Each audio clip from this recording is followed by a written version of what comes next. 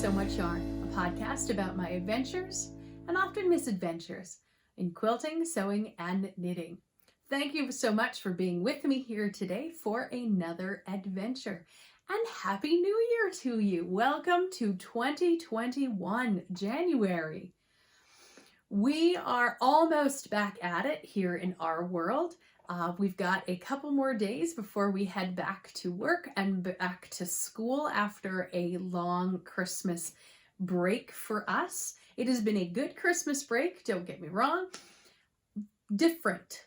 More different than anything else. It's been very low-key. We weren't able to, because of the restrictions that were put in place, to kind of get together with members of family outside of our own households. So we ended up doing a Zoom Christmas with family. We played some games, we opened presents, we visited. It was very nice. Different. It was still really nice to see each other and be together in some way at Christmas. Usually our Christmas is pretty busy. Usually we've got lots of friends, hanging out with other families, and this year it wasn't that way. So we spent a lot of time together.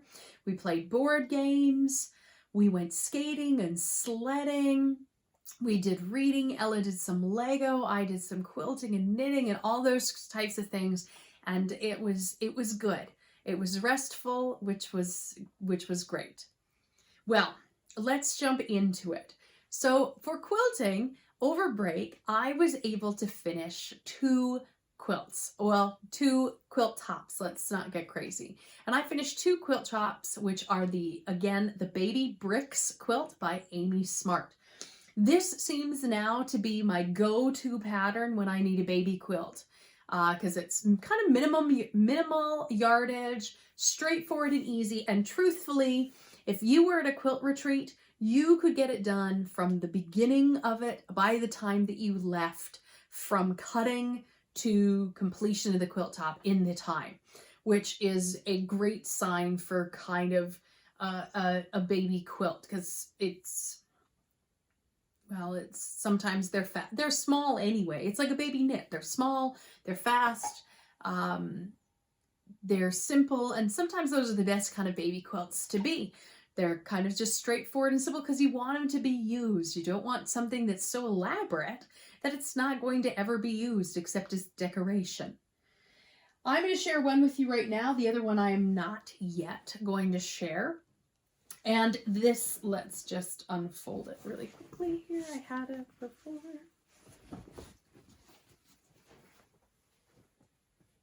All right, so that is the Baby Bricks quilt by Amy Smart.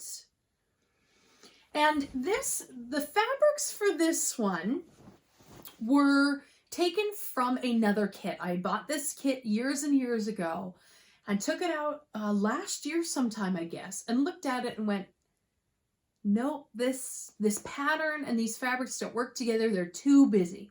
And so I had contemplated all year what I was going to do with it. Was I going to use the fabric somewhere else? Was I going to get rid of it? What was I going to do with it? And so when we found out that this person was going to have a baby, I decided, hey, that's got some fat quarters. They're matched together really well. I'm going to use that. So I ended up taking the fat quarters that were already in the kit. So things like the larger panels there. And all I needed then was kind of a little background. So I headed off to my local fabric store. For me, my favorite is Out of Hand. And I found this kind of white with lime green dots, and I used that one. What was great about the kit that I ended up taking apart for this is that it had a binding piece of a piece of binding fabric that would fit this, and there was a border fabric that was big enough that I can use it for backing, which is this kind of tonal dark charcoal. So that is what I have there, which I'm very excited to be done. So I was able to get those done. And you know what, like I said, this quilt top is a really fast one to put together. One evening you can easily press all your fabric and then cut them out.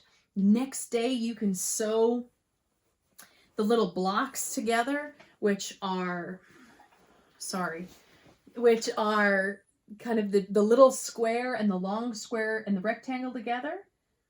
Long square, oh my goodness. The square and the rectangle together, and you can do your strip piecing and then cut them. The next day you can lay it out and sew it together. So that's usually what I do. So, you know, it doesn't take that kind of too long. So again, you could do it in a day or an afternoon. Now I've got fluff and things all over me.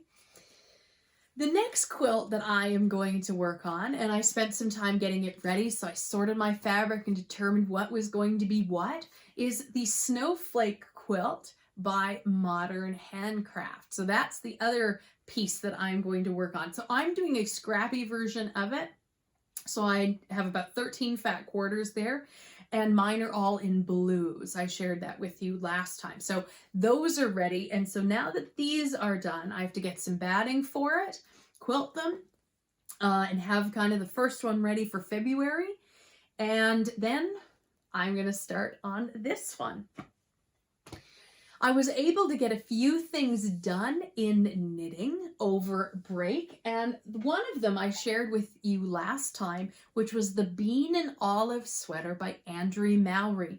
And I was making this for my daughter for Christmas, and I finished it and was able to gift it to her for Christmas.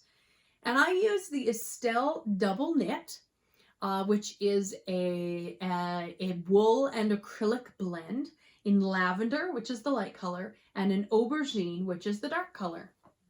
I'll show up the yoke there a little bit. And I had 3 skeins of the aubergine, because that's what the pattern recommended. I made the 8 to 10-year-old size. And I made it all the way down to the cuff, to about 1 inch. And then I ran out of yarn for the second skein. So I cut into my 3rd skein because I needed to finish the cuff. And because I had so much left, I ended up making a matching hat. So I ended up making a matching hat. It has those same little hearts from the top of the yoke of the sweater. And that's what I ended up doing with the leftover yarn. 2 things that I did different with the 2 patterns. When I did the sweater, I did the yoke, the color work, in a larger size needle, because I have a tendency to knit my color work tighter, and then I just figured it would block out. And I blocked this aggressively. Now I know it has an acrylic, and acrylic doesn't necessarily block out as great or wonderful as like a wool, but this didn't give a lot. I actually then, when I made the hat, and the hat, by the way, is a pattern. I based it off of a pattern or a shape by Tincan Knits that I really liked, and I'll put the name below. I'm not great at pronouncing the name, so I'll just put it below. I don't want to offend anybody by not getting it right.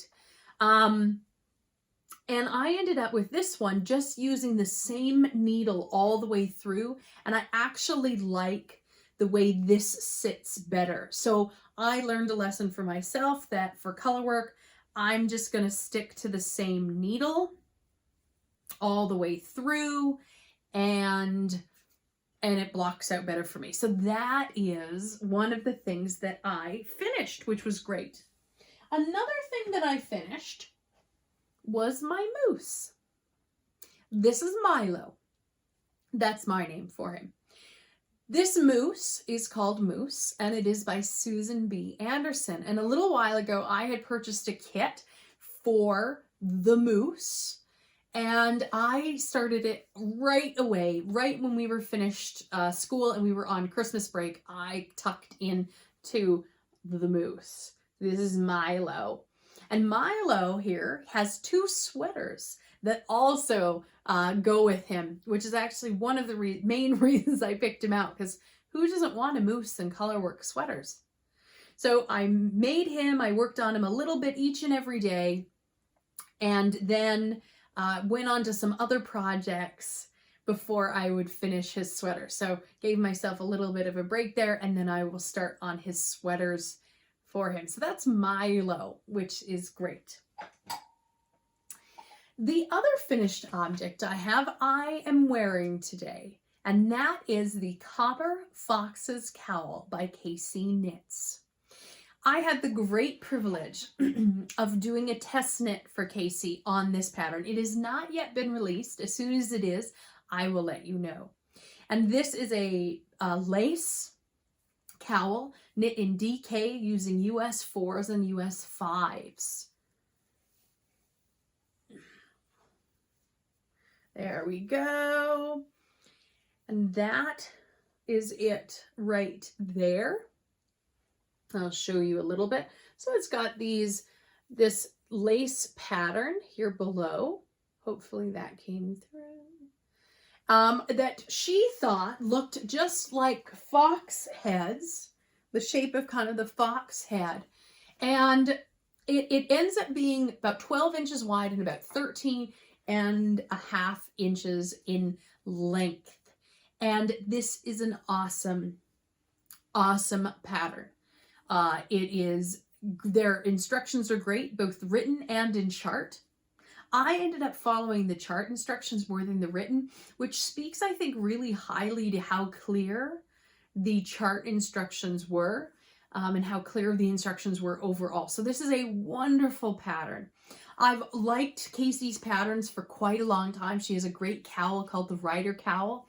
I shared with you last time as well the Leftover City cowl, which I knit of hers, which is that colorwork cowl. She has great patterns. As I said, I've wanted to test knit for her, but time has never worked out. This time it worked out for me, and I have actually worn this all day, and I think I will make a ton more of these. I would make this in, I would love to find kind of a coppery color, an actual coppery color for it.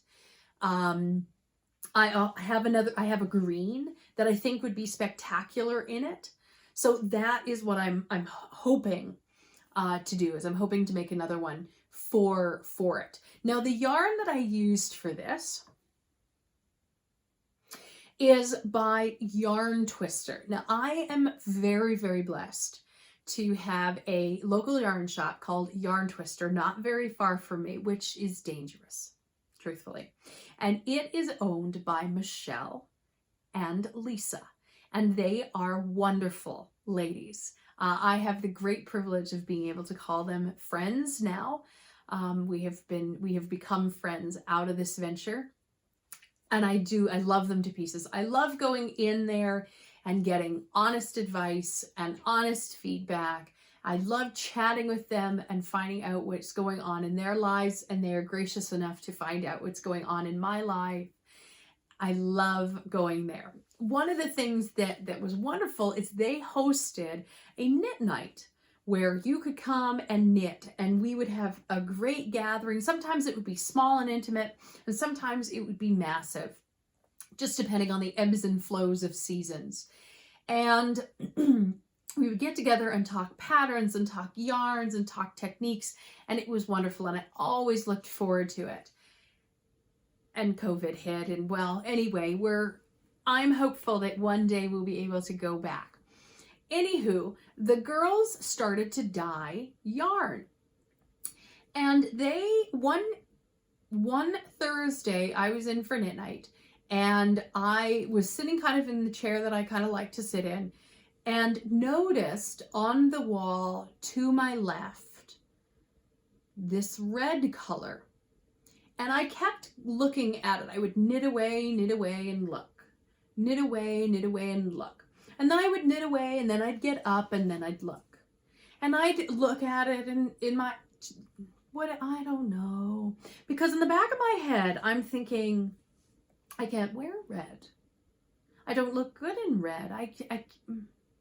No. And I put it back. And finally, at the end of the night, I said, no, forget it. It's coming home with me.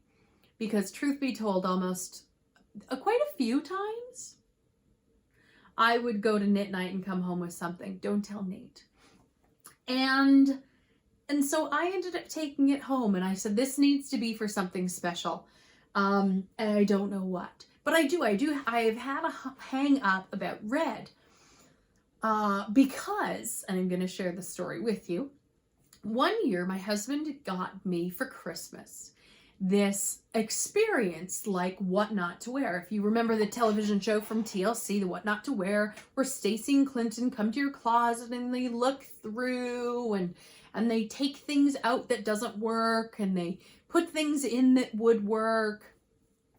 And so this gal came to my house and went through my closet and she took out a ton of stuff. And I had a lot of red. I love the color red. If we are playing a board game and there is red, I am the color red. If there is a mug or a cup or a bag or something that's red, I'm going towards red. I love red. And then this lady went through my closet and said, you don't look good in red. It's angry. You don't want people to think you're angry when you wear red. It's like, no. So she got rid of all of my red. And so for years, really up until recently, I didn't wear anything red. Maybe it was mittens because it was far enough away or things like that. And so I got this red yarn and I've held on to it and I've saved it. And when Kacey called out to ask if anybody would be interested in testing, I knew it was a DK weight. It should be done in kind of a tonal or a really light speckle. I knew right away what yarn I was going to use. And so I asked to be part of the test. And so this is Yarn Twisters Merino DK in Cherry. Now, just putting this out there, but I would make a sweater out of this. I would make a sweater out of this color in a heartbeat. So Lisa, Michelle, if you happen to be listening and if you happen to, have some DK and you were wanting to do some more cherry color, keep me in mind. Let me know. But I would make this cowl again for sure because it was, truthfully, I made it in probably 3 days. So if you were looking for a fast kind of project, this would be a great one to work on. And her patterns are awesome. Now, because it is 2021 and it's the start of a new year, that means a new Make 9. Now, my Make 9 last year of 2020, I did pretty good. I made 5 out of the 9 projects, and then I got sidetracked with other things, and then I didn't do anything, and then I had some misadventures with some of them, 2 or 3 of them, where I started them and ripped them out, but that's okay. So I am going to share with you now my kind of future knitting or my Make 9 for 2021. So I start with a project that was actually on my list last year, which was the Exploration Station by Stephen West. I started it. I made it through the whole first section and then I got to the brioche. And it was going well. And then I made a mistake. And then I tried to tink back to fix my mistake. And then I made another mistake. And so I tried to fix that. And then I tried to put a lifeline in to save it. And then I didn't save it. And then I kept not saving it until I ended up with blank needles, empty needles, and yarn all over. So I'm going to start again. And I'm using Yarn Ink in her classic sock, which is her 7525. And I am using, these are not the nicest looking. Again, they've been ripped out and wound back up. This is Shiver. So I'm going to use Shiver. I am using Monet. I am using Sin. And this one is the messiest one. And Maverick. So that is going to be my exploration station. And it is hanging out right now in my Tanny Kacey bag in my Alice in Wonderland fabric. I love this fabric. I love this canvas with the metallic print on it. I love it so much that in fact I made my school backpack with it a couple of years ago. That's how much I love it. So that is in my Tanny Kacey. That's my exploration station. Now this year, last year, 2020, I participated again in Knit Vent, which I've talked about before, which is by Helen Stewart. And Knit Vent takes place in November. And every week she releases a pattern based on a theme. Now, truth be told, I cannot remember what the theme is for this year or for last year, 2020. So I'll put it at the bottom. I'm so sorry, but I completely forgotten.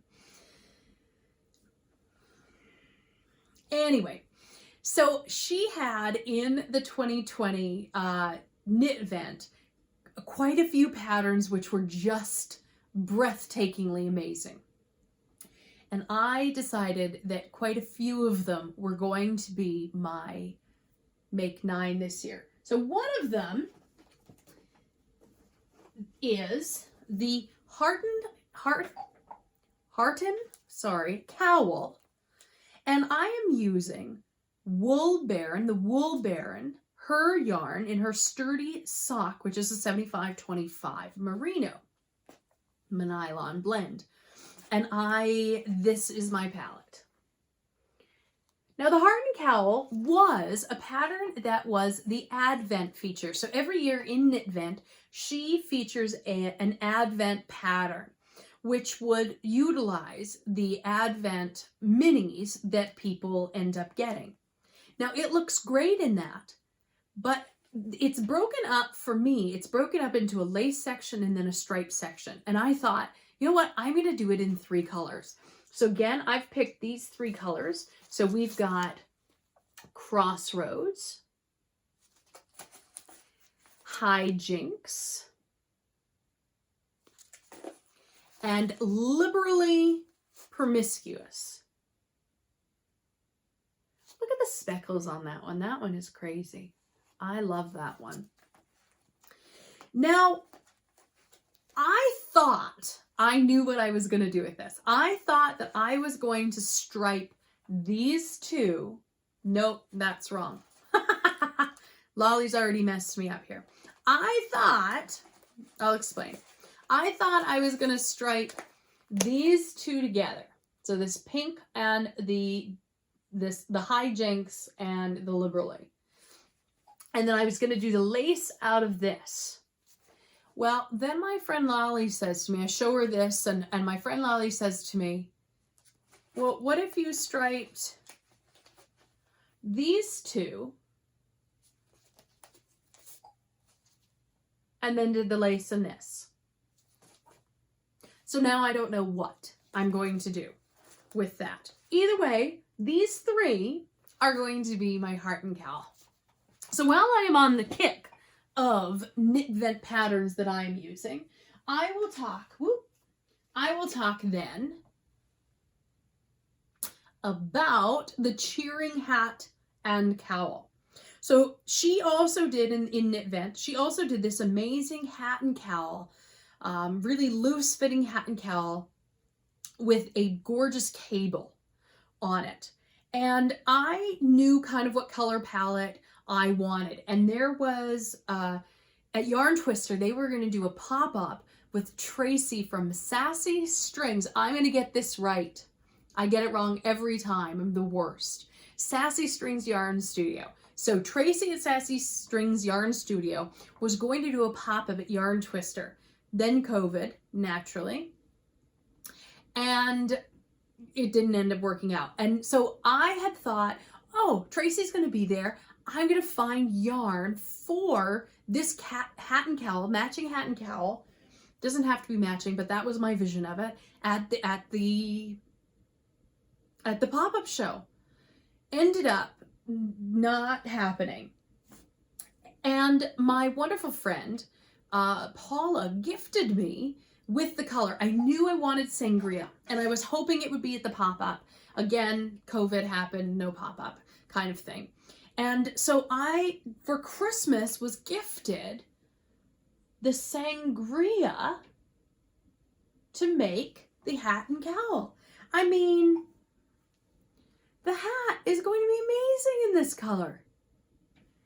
And then a cowl? Hello. Look at them together. Amazing. Right? So, hat. Can't wait. So that's going to be the Hearten cowl. Nope. Cheering cowl and hat. Cheering cowl and hat. Again in sassy strings. Then, another pattern that was part of that set was the Tidings shawl, which is a worsted weight shawl with a textured top, and then this kind of beautiful pops, 2 pops of color. So I am knitting it in this palette right here. So this is, my main color is the gray. This is Cascade 220. Then I've got dark navy is one of my pops. And then this one, which is called Crabapple. So those are my colors for the Tidings shawl, which I'm excited about.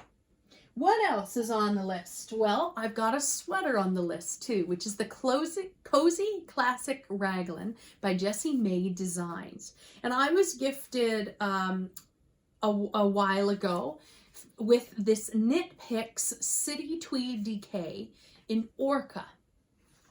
So it's this tweedy dark gray, not kind of a charcoal, but you know, dark gray. And so I'm going to make the Cozy Classic Raglan out of that. I also am going to make the Molly cowl from Shiny Superhero. And my palette for this is more muted, but that's awesome. And it's a DK cowl, and I'm going to use my Fiddly Dye Works in Logan, which is a navy.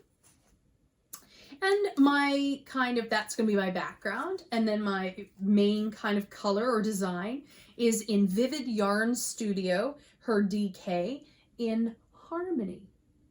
Kind of a taupey, blushy kind of color there. I also have 2 other sweaters on the dock, which is Nurtured by Andrea Mowry. And I've got a Malabrigo Rios in Teal Heather. And then the Reluctant Homeschooler by Cailtlin Hunter in Cascade 128 Superwash and Hollyberry.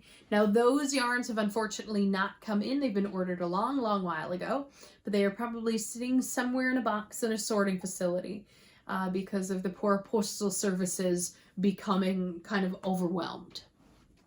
And the last make 9, which makes it 9, excuse me, is the Fintry shawl by Knox Mountain Co. And this again was one of my make 9s from last year. But after doing a lace textured shawl, which was Hoarfrost of last year, I didn't have it in me to do another one for last year. So I put it on this year's list, and I'm using again Fiddly Dye Works in their DK, which is 100% merino, in this color called Sawyer.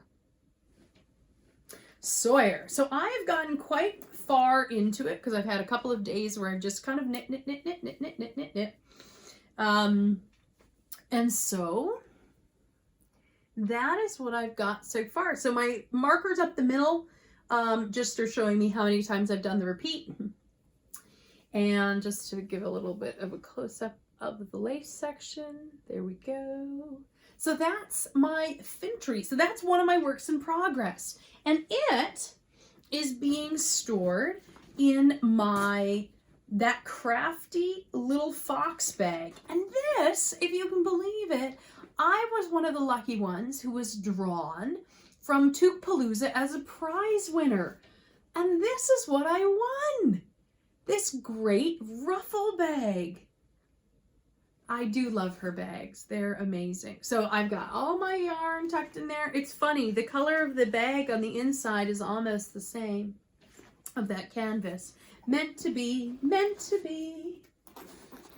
All right. What else have I been working on? well, I've got some socks and things like that that I've been working on. But I've also been working on another Felix pullover by Amy Christophers, who is Savory Knitting. I hope I've got that right. Wait, I can look. Savory Knitting. Whew. And this is the Felix pullover. Now, the yarn that I'm using for this is Cascade Eco Plus in a blue-green colorway. It's bulky.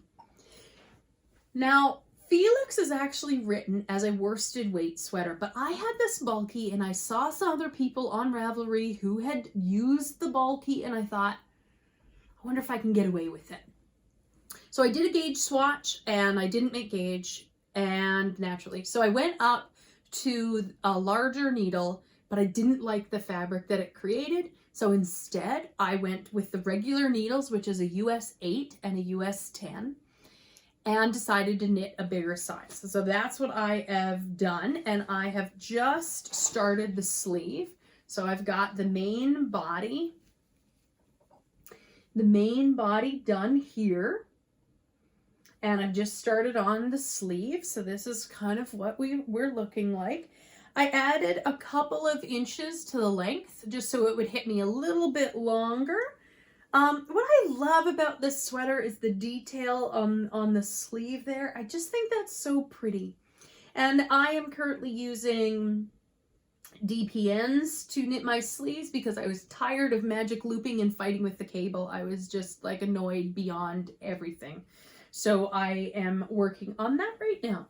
So that is my Felix pullover. So I'm just working on that kind of in the evenings when I want kind of a mindless knit, or if I'm on a Zoom call and have it there. Oh, and that's housed, sorry, in my own sweater bag that I made. Again, I have a fascination and love for the Alice in Wonderland print. So I had some canvas and I made the bag there. So that is my sweater bag. And, oh, there we go. And I just wanted to share with you a little bit about what I was gifted with for Christmas. Kind of a like haul share, really barely a haul. For Christmas this year, I was gifted from Nate 2 knitting things, and one was this kit. And it's a kit from Rose Hill Yarns. Rose Hill Yarns. I'm going to just flip it that way to see if you can see that. And it is a kit that goes along with a pattern from Cozy Up Knits called the Little Pine Tree pattern. And it is a colorwork hat and mittens. And this has enough yarn to make the hat and the mittens. And they are gorgeous little colors in there. And this was the rose gold and silver kit. There was a couple of other kits available, but this is the one. I love the blush kind of mauvey pom-pom that's there, which I thought was just like, oh my goodness, gorgeous. So I was very, very fortunate to be gifted that. And the other thing that Nate gifted me, which threw me right out of the water, was he gifted me with the Chiaogu 4-inch complete set. I love making toques, as we know, because I made 14 of them again this year for Toque Palooza. And I often am going, oh my goodness, I don't have a needle for this and I don't have a needle for that, because I've only ever for hats, for short needles, gotten what I needed when I needed it.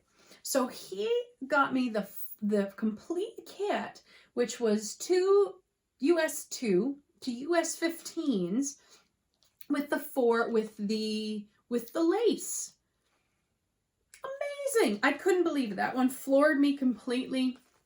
And I can't wait. I've got a hat that I've got to cast on for my brother. And so I'm very much looking forward to, sorry, I got distracted because I haven't looked. My goodness, I haven't looked in the pocket yet, apparently. And there's goodies in there. Amazing. Amazing. And so anyway, so I have a hat for my brother that I need to get started on. And I'm going to use those, which I'm very, very excited about. You know, as I look down at the mess that is now at the bottom of my feet, of all the crafting and goodness that is going to be this year, I'm really excited about it. There are beautiful yarns and beautiful patterns and beautiful things that I'm hoping to make this year, and I'm really, really excited about it just as I'm looking down. And it's going to kill me today not to cast absolutely everything on or sit down at the sewing machine and start sewing absolutely everything. I hope you too have some really great things for 2021 that you are looking forward to making or trying or crafting. Anything that I did talk about today, you can find links to in the description below, as well as places that you can find me online. Now, before I sign off, I just want to thank you so much for spending the time with me today. And I look forward to our next adventure together. But I hope that you find joy in the journey. Bye for now.